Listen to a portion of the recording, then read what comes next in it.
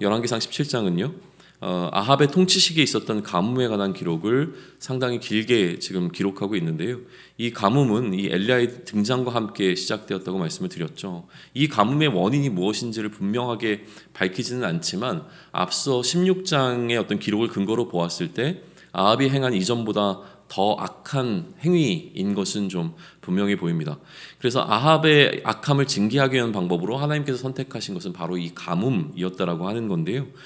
이것은 아마도 이 아합이 바알과 아세라를 섬기고자 했는데 이 바알과 아세라라고 하는 이 신들이 상징하고 있는 것이 농사를 주관하는 신으로 잘 알려져 있고 또 비를 내리는 신으로 알려져 있기 때문에 농사를 위해서 가장 중요한 비라고 하는 이 핵심을 이 두 신들을 무기력하게 만드는 것을 통해서 하나님께서는 하나님의 살아계심을 좀 드러내고자 하시는 것으로 좀 이해가 되어집니다. 다시 얘기하면 그러니까 농사가 굉장히 중요한 포인트가 되어서 농사를 위하여 하나님을 버리고 바알과 아세라를 섬기기로 결정한 이스라엘 왕과 백성들에게 하나님께서는 그 신들이 내려준다고 믿고 있는 그 비를 멈추게 하시는 방식을 통하여서 가뭄을 허락하시므로 말미암아 이 두 신들이 갖고 있는 능력을 무기력하게 만드시는 이 과정을 보여주고 계시는 것이죠. 그런데 문제는 이 가뭄으로 인해서 피해를 보는 것은 단순히 왕과 또 이 우상을 숭배하는 자들만이 아니었다라고 하는 사실이에요. 이처럼 가뭄이 오니까 하나님의 사람인 엘리야에게도 문제가 생기는데 그래서 하나님께서는 이 엘리야를 이 가뭄의 시기 동안 어떻게 돌보셨는지에 관한 기록을 17장은 남겨주고 있는 겁니다.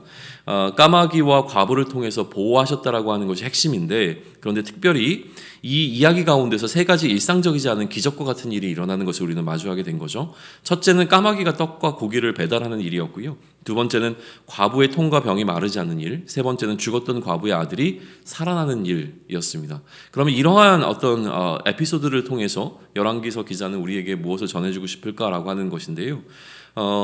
앞서 얘기한 것처럼 이 가뭄이라고 하는 것이 키 이슈입니다. 그러니까 가뭄은 인간의 생명을 위협하게 되어지는 굉장히 안 좋은 상황이죠. 또 그리고 인간이 어찌할 수 없는 한계의 상황을 마주하게 하는 것이 바로 또 가뭄이기도 합니다. 기후제를 통해서 하나님만 의지해야 하는 어떤 순간으로 이끌어가게 되어지는 것이 바로 가뭄인데요. 그리고 하나님을 따르기를 거부한 이들이 가득한 그 시대에 여전히 하나님을 따르는 자들에게 이 생명이 위협받는 순간에도 생명을 보호해 주신 하나님의 일하심을 나타내주고 심지어 죽었던 아이까지도 살리시는 것을 통해서 그 생명의 문제가 이 바알과 아세라에게 있는 것이 아니라 하나님께 있다라고 하는 사실을 명백히 드러내 주시는 방식으로 하나님께서는 이렇게 사건들을 좀 이끌어가고 계시는 것을 우리는 보게 됩니다. 그런데 이제 주목해보고 싶은 것은 이 여인의 이 과부의 마지막 고백이에요.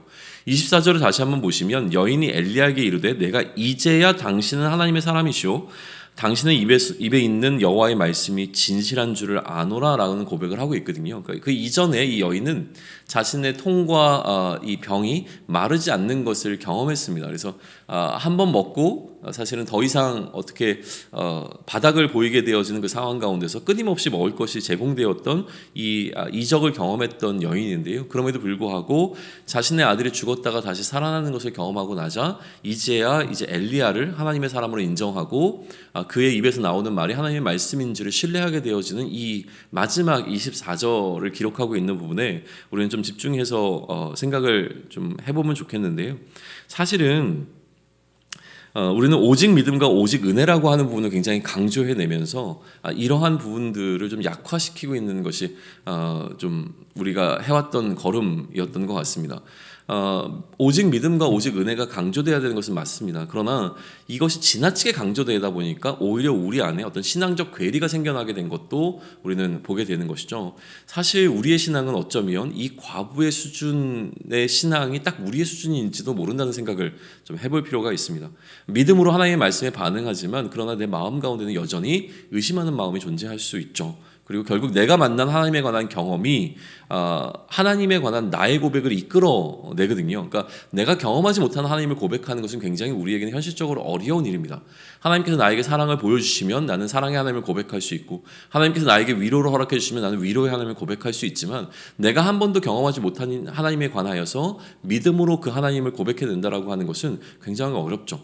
그러니까 이것은 어떻게 보면 이상적인 신앙의 모습이지 우리의 현실적인 모습은 이 과부와 같다는 거예요. 우리가 경험한 그 경험을 통하여서 우리가 하나님을 고백하게 되어지고 나의 이 경험이 나의 믿음을 이끌어간다라고 하는 사실에 대해서 한번 생각해 보시는 것이 어떨까라고 제안을 드리는 거예요. 우리는 하나님을 섬기지만 현실적이라고 생각되는 선택을 하게 되어집니다. 그런 의미에서 보게 되면 하나님을 섬기는데도 불구하고 그들 가운데 바알과 아세라를 허용했던 그 이스라엘 백성들의 모습이 우리에게도 있다라고 하는 것이죠. 현실적이라고 하는 그 단어 속에 이것들이 좀 포함이 되어집니다. 하나님으로부터 떠나 우상을 섬긴 사람들은 자신의 생명을 보존하기 위한 더 나은 선택을 한 것이 바로 바알과 아세라라고 하는 농업을 관장하는 신들을 섬기는 방식이었을 겁니다. 하나님께서는 가뭄을 통해서 그 선택의 민낯을 드러내셨고 오늘 여러 에피소드를 통해서 생명이 하나님께만 달려있음을 보이고 계신다라고 하는 것을 우리는 마주하게 되는 것이죠. 심지어 이러한 우리의 본능적인 선택이 아니라 신앙적 선택이 무엇인가라고 하는 것을 우리에게 선명하게 나타내 주십니다. 이 여인을 다시 한번 생각해 보세요. 이 여인이 마주했던 상황은 무엇이냐면요, 본능적인 선택을 해야만 했던 상황들입니다. 이제 남아있는 음식 그 마지막을 먹고 그래도 하루라도 더 연명할 수 있는 어떤 선택을 하는 것이 맞았죠. 특별히 그 여인에게는 자신이 돌봐야 하는 아이가 있었습니다. 모성이라고 하는 것은 굉장히 중요한 건데요. 한 번도 보지 못했던 어떤 나그네에게 음식을 제공하는 것보다 그것을 내가 사랑하는 이 아이를 위해서 한 끼라도 더 만들어서 제공하는 것이 아마 이 여인이 갖고 있는 본능적인 선택이어야 하는 것이 맞습니다. 그러나 그것을 거스리는 방식으로 순종하게 하시죠. 그런데 단순히 그것을 넘어서서 이 아이가 죽음을 맞이하게 되었을 때 이 여인은 사실은 그 자신 안에 드러나 있던 본성을 더 분명하게 드러내게 되어집니다. 그런데 하나님께서는 그것까지도 좀 거스르는 방식으로 오늘 이 스토리를 이끌고 가는 것을 우리는 마주하게 되어지는데요.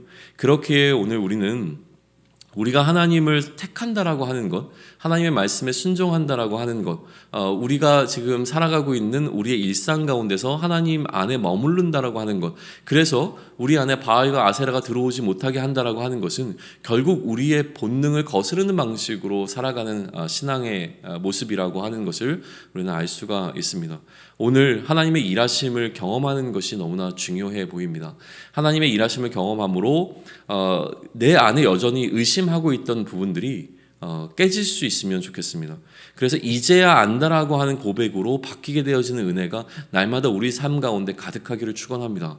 이전까지는 몰랐던, 이전까지는 알지 못했던, 그러나 내가 믿음으로 하나님 앞에 반응한다고 생각했지만 여전히 내 안에 의심이 있어서 한편으로는 그래도 바알과 아세라가 필요한 것이 아닌가라고 생각했던 나의 생각 가운데 하나님의 일하심을 우리가 경험하게 할 수 있는 은혜를 누림으로 말미암아 그 하나님을 더욱더 선명하게 의지하고 그 하나님 안에만 생명이 머물러 있음을 기억함으로 말미암아 우리가 다른 것에 우리의 마음을 빼앗기지 아니하고 오직 그 하나님을 바라보며 그 하나님의 일하심 가운데 우리가 바랄 수 없는 가운데 바라는 그 믿음으로 살아갈 수 있는 저와 여러분이 되기를 축원합니다. 아멘.